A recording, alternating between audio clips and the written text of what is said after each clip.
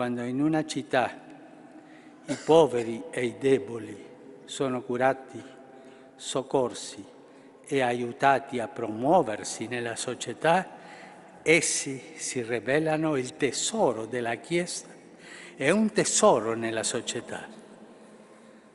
Invece, Papež Frančišek je zadnji dan starega leta vodil večernice pred praznikom Marije Božje matere, ki jim je sledila zahvalna pesem Te Deum v zahvalo Gospodu za leto 2014.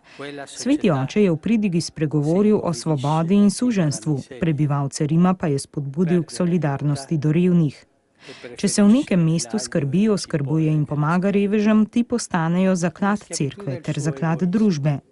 Nasprotno pa neka družba, ki se ne meni za reveže, jih preganja, jih napravlja kriminalce, jih prisili biti mafijci, postaja vedno bolj siromašna, izgubi svobodo.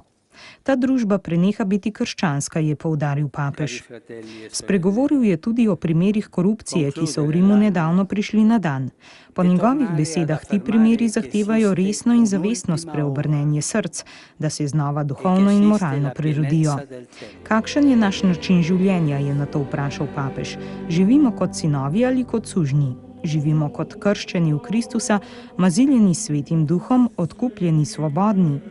Ali pa živimo po svetni, pokvarjeni logiki in delamo to, za kar nas hudič prepriča, da je za nas dobro?